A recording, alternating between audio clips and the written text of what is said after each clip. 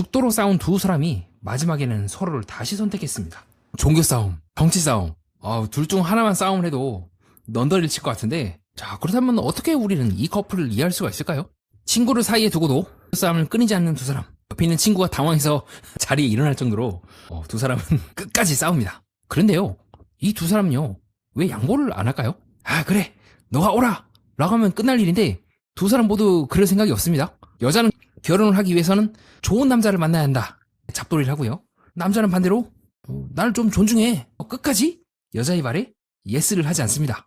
그리고 후반부에 가서 드러난 사실이 있다면 남자가 생각보다 거칠다. 2시간을 달려온 여자친구. 그런데 남자친구는 차 안에서 잠듭니다. 걱정 섞인 말에는 잔소리하지 말라고 받아치죠. 여자 측의 잘못도 있지만 남자 측의 잘못도 만만치 않거든요. 두 사람은 사귄 지 2년. 알 것 같거든요. 어차피 이 싸움을 해봤자 끝나지 않는다. 물론 여자 측은 말합니다. 엉망이 나서 고쳐야 된다. 남자 측은 도대체 그거랑 무슨 상관이냐. 다시 싸웁니다. 싸우고 또 싸우죠. 둘 다 문제의 원인을 상대에게만 두고 있는 셈이죠. 그렇다면요, 만약 질문을 했으면 어떻게 됐을까요? 나는 왜 오빠가 저렇게 행동하는 걸 용납을 못하는 걸까? 남자 측도 마찬가지입니다. 왜 내 여자친구는 저런 말을 나한테 하는 걸까? 한 번만 더 각자 자기를 의심했다면 조금은 결과가 다르지 않았을까 하는 아쉬움이 있었습니다. 그런데 말입니다, 이 설명으로는요, 왜 두 사람이 이렇게 치열하게 싸우는지에 대해서 온전한 설명이 될 수 없다 생각합니다. 2년을 이렇게 괴롭게 싸우면서요, 왜 아직도 만나는 걸까요? 여러분들도 방송을 보면서 이 두 사람을 2시간 동안 지켜봤을 겁니다. 만에 하나 이 두 사람이 싸우지 않는다면요, 뭘 할까요? 스크린 꼽을 치고 지금처럼 친구 만나고 하겠죠. 근데 한편으로는 허전하지 않을까요? 만나기만 하면 세상 그 무섭다는 정치 이야기, 종교 이야기로 각을 세우고 싸우는데, 그리고 그 이후에 집에 만나서도 피 터지게 싸우는데 말이죠. 무슨 낙으로 만납니까? 싸우기 싫다, 안 싸우고 싶다고 하지만 막상 안 싸우면 두 사람이 서로가 서로에 대해서 요구를 하거나 그런 게 싹 사라져요. 싸움을 통해서 요구를 적극적으로 관철하기도 합니다. 바꿔! 오빠가 바꿔! 아니야, 너가 바꿔! 하면서요. 동시에 각자가 들어줄 수 있는 것들은 또 들어줘요. 데이트장에 나와! 어쨌든 이제 남자친구는 차를 끌고 나왔어요. 엉뚱한 데에 주차하긴 했지만 그리고 그 안에서 이제 퍼즐을 사긴 했지만 나와줘요.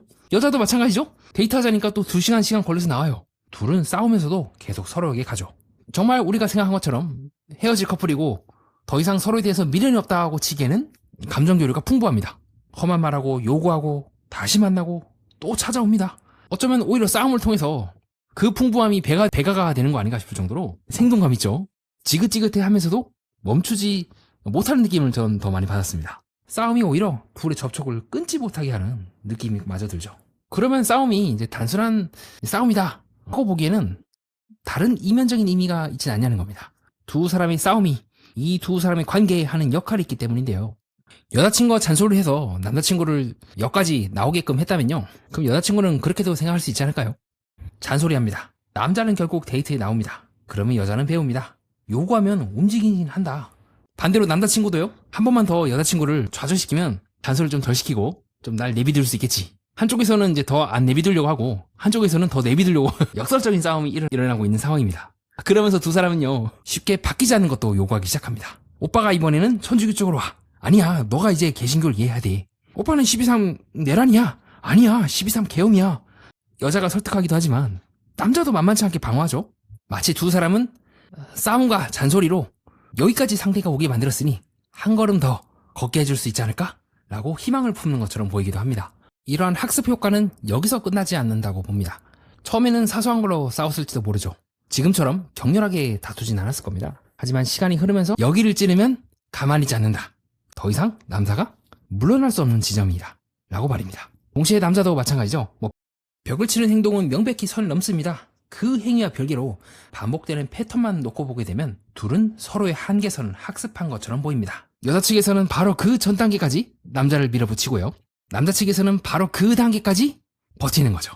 그리고 극단으로 싸움이 치솟고 서로 이제 못할 말 할 말, 못할 행위 막 하다 하면서 고조의 치솟아 오르면 밀어붙이고요, 버팁니다.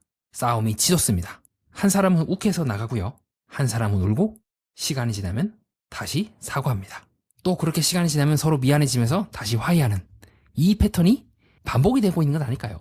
두 사람의 패턴은 싸우는 내용도 중요하지만 싸우는 내용보다는 싸움 그 자체의 목적이 있는 것처럼 느껴지기도 합니다.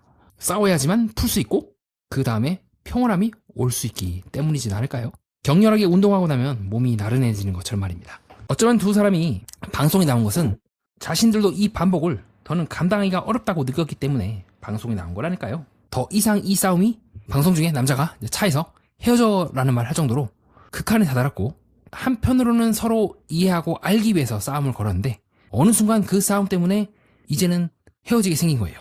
싸움은 한동안 두 사람을 붙이는 접착제였을지도 모릅니다.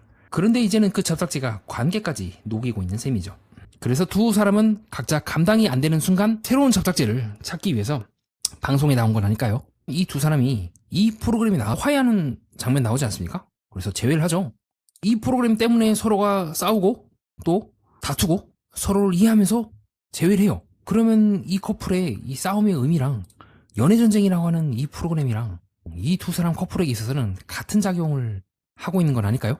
다툼으로써 서로의 감정을 쏟아붓고, 여기도 마찬가지로 이효리 씨랑 우리 서장훈 씨랑 열심히 쏟아붓고요. 마지막 가서 싸움 끝에서 울고불고 하다가 또 미안하다 하고 사과하고, 여기도 마찬가지로 나와서 울고불고 하다가 미안하다 하면서 사과하고. 그래서 저는 의심스럽다는 겁니다. 도대체 왜 싸우는 걸까요? 싸움의 기능이 두 사람이 얼굴 붉히면서 감정 상하는 것만 있는 것 같진 않아요. 이 프로그램에 나왔던 MC들은 대화를 통해서 이제 풀어야 된다는 지론을 펼치고 있고 타당하다고 생각합니다. 다만 대화로 풀릴 거라고 생각했던 부분이 그렇지 않다면, 그러면 이 두 커플은 어떻게 해야 하는 걸까요? 그렇다면 싸움을 멈추려면 뭘 내려놔야 할까요? 싸울 때마다 상대에게 거는 그 조건이지 않을까요? 종교 싸움, 정치 싸움 이런 얘기를 하면서도요, 두 사람이 서로에게 절대로 주지 않는 게 있습니다. 저는 그것을 사랑의 조건을 거는 거라고 보고 있습니다. 무슨 말이냐고 하시겠죠. 두 사람은 서로 조건 없이 좋아하는 것 같거든요. 잘 들여다보면 그렇지 않습니다. 종교를 바꿔야지 결혼한다, 나를 내버려야지 결혼한다, 둘 다 상대에게 조건을 걸고 있는 셈입니다. 조건을 포기하라는 말이 아닙니다. 상대방이 바뀌지 않는다는 걸 전제하고서도 내가 이 사람을 사랑할 수 있는지 각자 자기 자신에게 질문을 미처 던져보지 못한 건 아닐까요?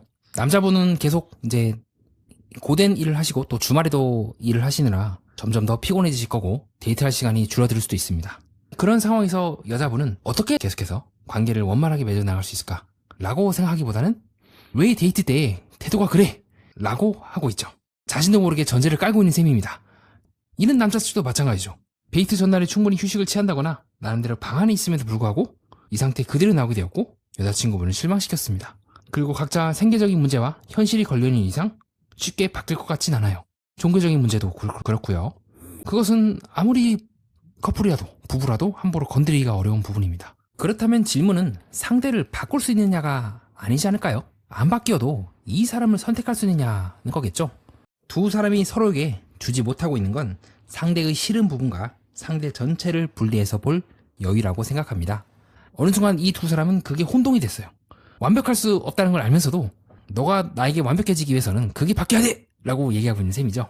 두 사람이 매달렸던 문제가 바꿀 수 없는 것이라 한다면 어떤 부분을 바꿀 수가 있는지 얘기해보는 것도 좋은 방안이지 않을까 생각을 해봤습니다.